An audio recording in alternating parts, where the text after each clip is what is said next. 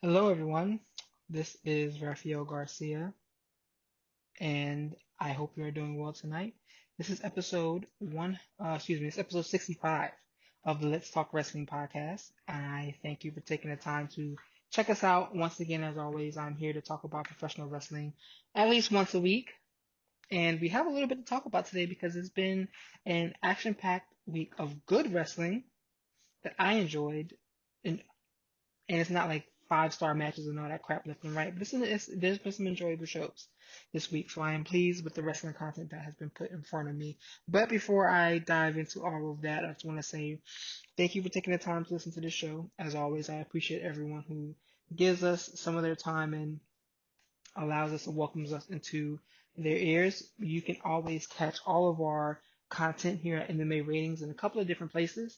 Check us out over on the flagship, first and foremost, at MMARatings.net, where all of our content covering combat sports is sitting ready for your consumption. You can also check us out on Instagram at MMA Ratings Net and the same for Twitter, MMA Ratings Net. Me, you can catch me at rgarcia_sports. Shawan Humes is my partner who also covers mixed martial arts with me. We have our podcast every Tuesday, and those shows can be found on such channels as Spotify, Anchor, Google Podcasts, Apple iTunes, and Breaker. I believe that is the last one. But I am here to talk to you about AEW and WWE from this past week. As you know, we don't do so much show recaps here, but we talk about some of the bigger stories coming out of professional wrestling each and every week. And this week we are going to be talking about Sasha Banks winning the Raw Women's title finally, and again, but first time since she's been back since having the tag team titles at WrestleMania a couple years ago. We are also going to be talking about the WWE's earnings call that was yesterday, I believe, and a lot of the fallout from that. Alexa Bliss was attacked by the Fiend tonight. We're going to kind of cover that briefly. We're going to talk about some AEW stuff as well. Cody and Open Challenge, the Deadly Draw, and that's really all that from that show. Got 2 listener questions as well. So let's go ahead and jump into that. So first and foremost, Sasha Banks wins the women's title on Monday, and she defeats, in air quotes, Asuka, but she defeats Asuka in a fashion that has a lot of people questioning the outcome. So let's talk about that. And what occurred was Sasha and Asuka were having a great match, once again, as they always do. And backstage, well, before the match, actually, let me take a step back. Before the match, Bayley was chased off by Kairi Sane, so they run into the back. Asuka and Sasha continue tearing down the house. Sasha is in a position of she's about to lose. Asuka has the upper hand. Then the screen comes on, and Bayley's assaulting Kairi Sane, beating the hell out of her, smashing her head into the wall, like one of the garage gates. Kairi calls out for Asuka. Asuka runs to the back to save her. She gets counted out because of the stipulation. Banks wins the title. Now, this was done because they were writing Kairi Sane off of television because it's well known her time with WWE as of right now is up. She's going back to Japan. So they had to get her off of television. This is how they do it. And get the belt off of Asuka. A lot of people are upset because Asuka didn't have any clear title defenses, and this is kind of a cheapened way to get the title off of her. I understand all of that, and I can agree with all of that. It's unfortunate that that's the way WWE has booked them, and where this is the second time they've convoluted and messed up the booking of these 2 women getting in the ring together. But I understand why they did it. We are going somewhere, and I like that they didn't pin Asuka. They didn't have her get pinned, or didn't have her get pinned in some stupid fashion. She still lost the title in a quote unquote dumb way, but it was a way to protect somebody that was clearly loved within the entire company. So I get what they're trying to tell there. So now we have a situation where we have basically our 2 women power trip. Both Bayley and what is her name? Both Bayley and Sasha have all of the gold, and we are in a situation quite like Triple H and Stone Cold Steve Austin from back in early 2000. It's a little different, but the same idea. That's actually what I've been calling it, and I enjoy it. We know that this is going to lead to a situation where Bayley and Sasha are fighting each other, but we don't quite know how it's going to get there.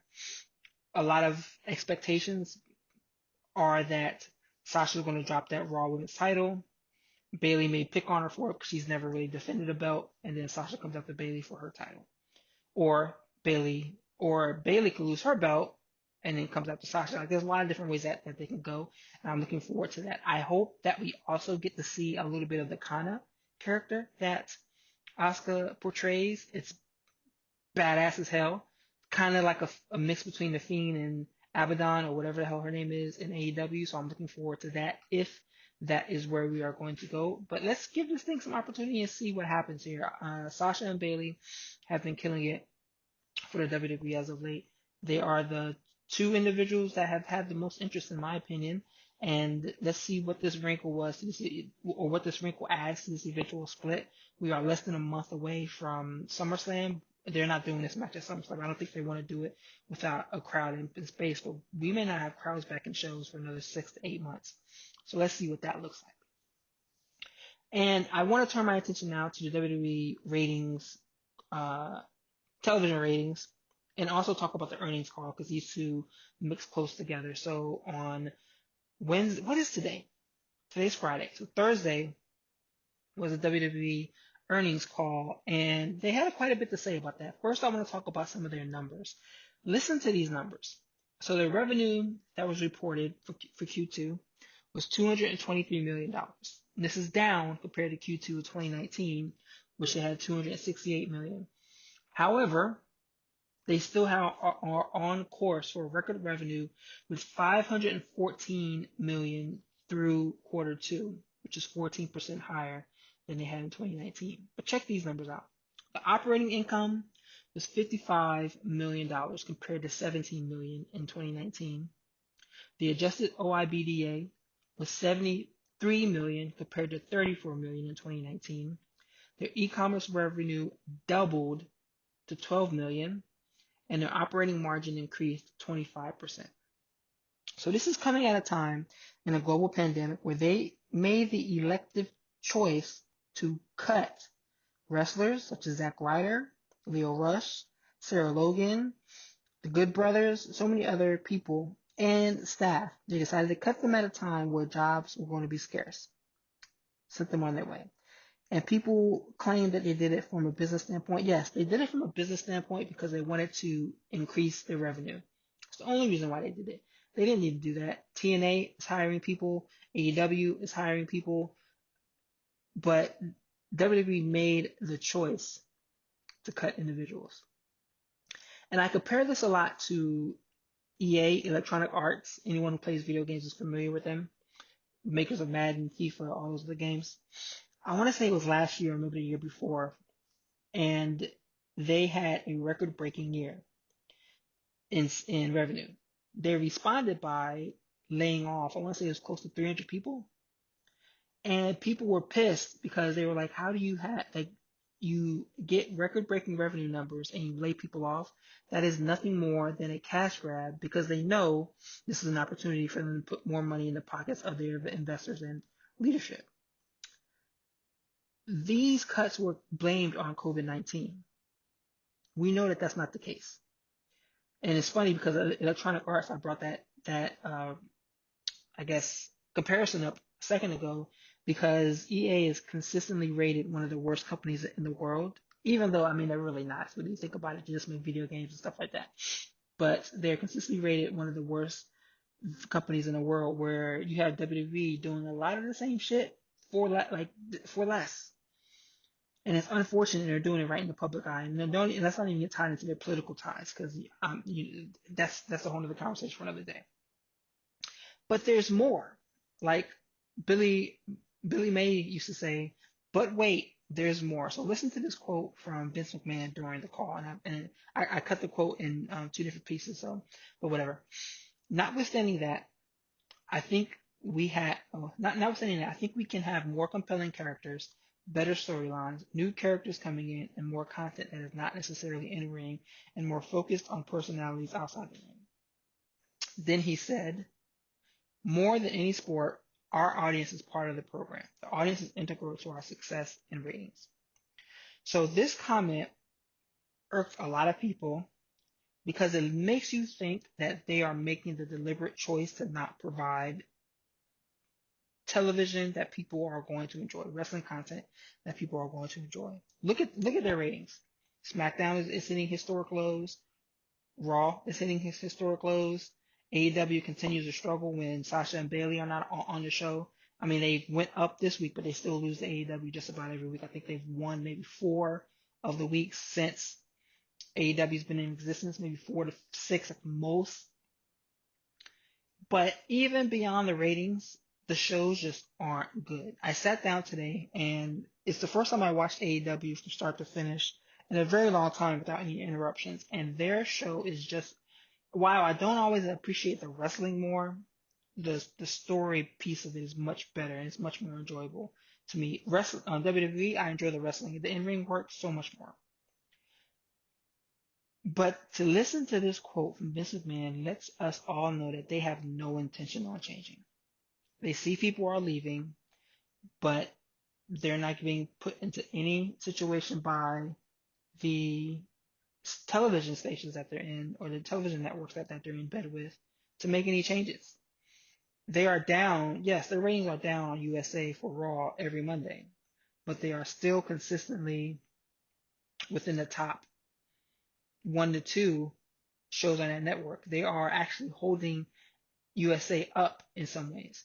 And if NFL can't come back this year, you best believe that that's going to continue. Yeah, they have to contend with NBA. The NBA is back. Major League Baseball may not be around for much longer this season with the way that people are popping up with coronavirus left and right.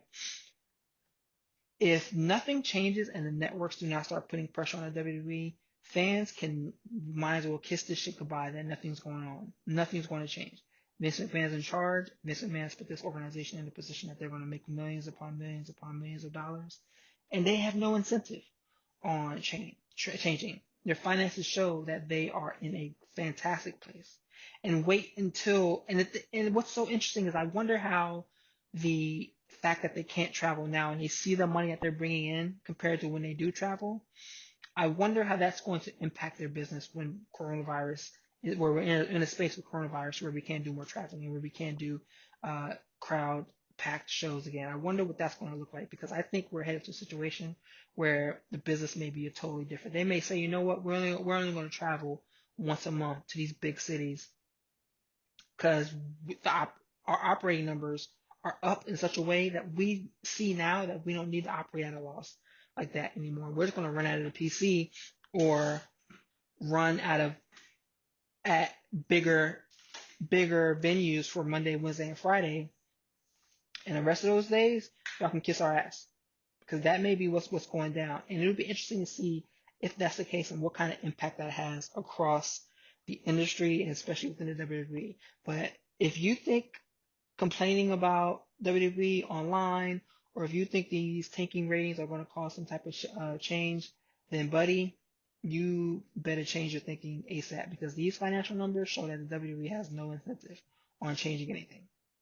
So the last thing I wanted to talk about, I didn't actually have it on my agenda, but I watched SmackDown today and I wanted to add it in, was the thing that occurred at the end with Bray Wyatt as the Fiend attacking Alexa Bliss, and he put her in a mandible claw. Show goes off. This is after the match. Bayley defeated Nikki Cross. Nikki Cross shoves Alexa Bliss and leaves her. The lights go out. Fiend pops up and he hits her with the mandible claw, as I just said. I don't know where this is going. I think he's doing this to Alexa to bring out the Braun Strowman, which I get. But this is the first time in a long time I've been intrigued with where something's going to go. And I say that because I wonder if this is happening and he's going to impact Braun in the same way that he impacted other people. You know, he turned Finn, he turned Seth, he turned who was it, The Miz, he turned Dolph Ziggler.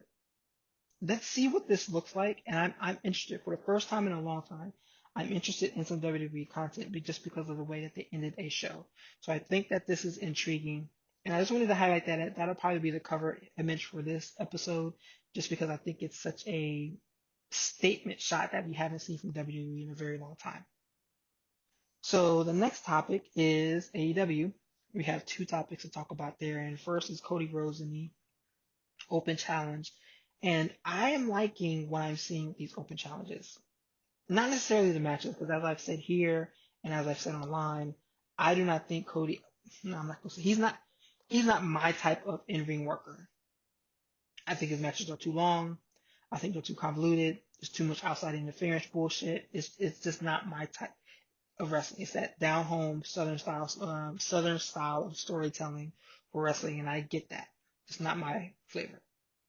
But these open challenges have been impactful for the AEW roster. Sorry about that. Some random car alarms are going off outside. But these have been impactful because look at who they've brought into the roster. Ricky Starks comes in, has a good match with Cody. He gets signed that night. Eddie Kingston comes in, has a great match with Cody. He gets signed a week later. Warhorse came in this past Wednesday. I don't know if he's going to get signed. I haven't seen as much of a social media push behind that, but that could be something that occurs as well. This is almost like a open workout for the NFL or the NBA. They're scouting guys and seeing how fans react to them, and then figuring out if they need to bring them in or not. Ricky Starks is already in the main event picture. He came in. I think he had two matches on Dark. Him and Brian Cage attacked Darby Allin, and now look at them. They're a tag team having hell of a match on Dynamite this week. You have Ricky Starks just selling like no one's business. I don't think they should sign everyone that they bring in, but I think they're doing a good job of using this as a scouting platform. And that is what I am appreciating the most out of this storyline here. And it's going to go, I see it going in a couple of different ways. You have the hints to the Four Horsemen. You have the hints of Cody turning heel. Okay, I get it. You know, I'm when it happens, I'll probably have a conversation about whether or not they're tapping into too much nostalgia. I think that is a conversation we need to have at some point about AEW. But right now, these open challenges are serving up good wrestling, and they're serving up wrestling in a way that allows people who don't get exposure or who don't get that spotlight to be in a spotlight and to perform while they're in that spotlight. So let's see what this looks like, and let's see how long they go this way. I wrote about this today, or not today, excuse me, earlier this week. I think that Cody should eventually lose the title to Scorpio Sky. SCU has already made it clear that Sky is competing, focusing on his singles career. I would like to see a situation where Sky challenges an open challenge. They go to a time limit draw. Cody then begins to duck and dodge him for a while. Maybe they already had the Four Horsemen in a space. He has to beat the Four Horsemen, etc. And then he gets his shot at Cody again and defeats him there. But that is the story I want to see. I don't know if they're going to do it. They keep putting Scorpio Sky on Dynamite or on Dark, but never on Dynamite in singles matches. Let's see what happens. But I think that's the way they go to get that belt off of Cody and push him into the main event picture, because that's where I think he's headed. He has been the MVP of AEW since their inception. Him, Jericho, Moxley. They've been the MVPs, and they continue to deliver, and I love it. The other topic I wanted to talk about for AEW was the Devi draw. So the news about this broke last week. This week there were developments as well. So the, the one place people complain about AEW, and they have a valid complaint, is in reference to the booking of women. They usually get one match on Dynamite, maybe two on Dark. They have some good women on their roster. You know, Big Swole, Hikaru Shida, Nyla Rose. They had Riho, and they had a bunch of women from Japan, but they can't bring them back over. They have Ali. They have, Brandy's okay. They have Chris Statlander. She's hurt. Britt Baker, she's hurt. They have women on their roster. They don't have the roster that they don't have the roster that whatchamacallit has, WWE, but they definitely have a solid roster on their booking.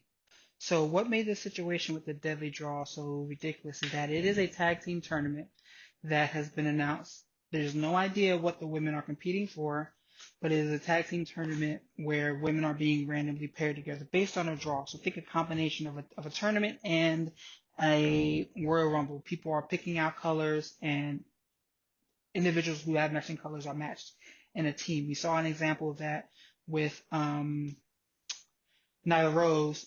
Her partner randomly was Cameron, who used to be a former Funkadactyl in WWE. But the piece that has a lot of people pissed off about this is that the matches are going to go on YouTube. They will not be on Dynamite. So it's another situation where the women are being shuttered away to a platform where it's almost like, why aren't you putting these women on television? Why aren't you putting these women on TV in front of everyone? And that seems to be the continuing issue that so many people have with the women's treatment in AEW. They have some good women on that roster, but they just don't book them in a way that will make people care about them. They don't get the same amount of time as the men. They don't get as much opportunity promo-wise or on BTE or other situations. You have Brandy getting her time, but the other women do not. And people are upset about this. Someone from Daily DDT actually wrote about it as well. And I get the frustration behind that. I get why people are so upset. And it's coming out. And I think that if they don't fix this, they don't fix how they plan on booking the Deadly Draw tournament, there's going to be a lot of blowback from that. We don't know how it's going to look. But we do know that this situation right now, people are not happy about that, and they really need to get their hands around the way that they've booked the women in AEW. Now, as I said, we may be wrong about how this is going to be booked in totality. They've made changes with booking in the past, but the way the women are being booked in WWE is a situation that's consistently being complained about. So let's see what happens and let's see how it plays out. In the end, I don't think it's a situation where the fans are going to be as pleased as they have been with other aspects of AEW, but we'll see what that looks like. So as I mentioned, I have two listener questions to talk about. Let me see, pull these back up. So the first is, do I think the creative issues in WWE will ever change? If you've listened to any of the Talk is Jericho where past WWE wrestlers have gone on it, if you listen to any of those, you see a consistent trend where Vince McMahon is the issue. And I often joke that Vince McMahon is going to outlive all of us, but he is a problem when it comes to creative in WWE. He's an issue. He's an issue from a booking standpoint. And I do not think that situation is ever going to change. The reason why I think it's never going to change is because he does not get out of his own way. I mean, it's clear as day. He does not get out of his own way. And he is limiting the creative freedom that you see on that show. That's why you see rumors of stuff like, what's his name?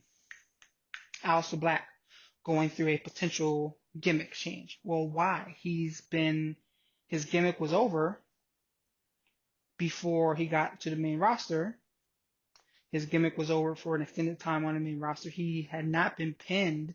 He had only been pinned once, I think, on the main roster in like a year or so, if that. But you hear about his character being changed. You see stuff like Shorty G coming up. You see stuff like, let me think, what else? You see stuff like,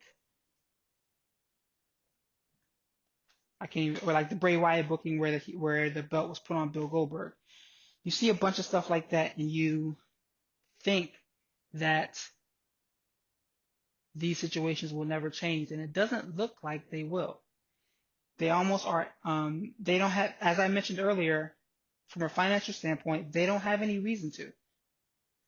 Their feet aren't being held to the fire. So do I think the creative situation will change with Vince still around? The answer to that question is no. I think, and I often, like I said, I joke that he's going to outlive all of us. His mother is 90 years old. He's 75. Like Ricky Bobby said, with his money and modern technology, he can live to be 200, 300 years old easily. He's not going anywhere. The last question I wanted to talk about was thoughts on the signing of Zack Ryder. So that's something I didn't mention. Zack Ryder came out and saved Cody after the Open Challenge this week. And how do I feel about that? Everyone knew that this was coming. Zack Ryder is friends with Cody. They're good friends. And it was a situation where they wanted to bring him in. Understood. It's unfortunate, but a lot of people have been like, meh. He looked great. He was in shape. But the overall response to it was meh. So let's see if it matters anything. I don't think it does. He is the odd man out when it comes to the Four Horsemen because it's going to be FTR, Adam Page, and Cody. So he's the odd man out. Let's see where the situation goes. But again, like I said, they're going to be extending it and they're going to stretch that out. But yeah, let's see how that really kind of plays out. But anyway, that's all I wanted to say. We've gone about 30 minutes, and this is another edition of the Let's Talk Wrestling podcast, episode 65. So as always, I want to thank you for taking the time to listen to this show. My name is Raphael Garcia. You can catch me at rgarcia_sports.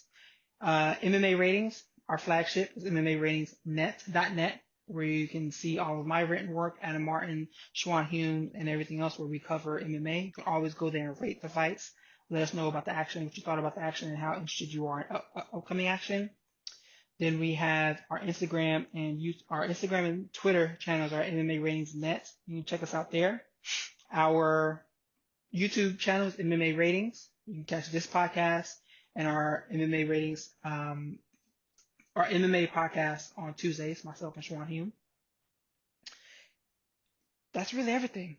Thank you for taking the time to listen to this show. Please be sure to like, share, and subscribe everything that we do. We grow when you give us the support. We got 3 new followers this week on three new subscribers on YouTube this week. So thank you for taking the time to do that. As always, we'll be back here next week. Have a great weekend, everyone. Stay safe. Good night.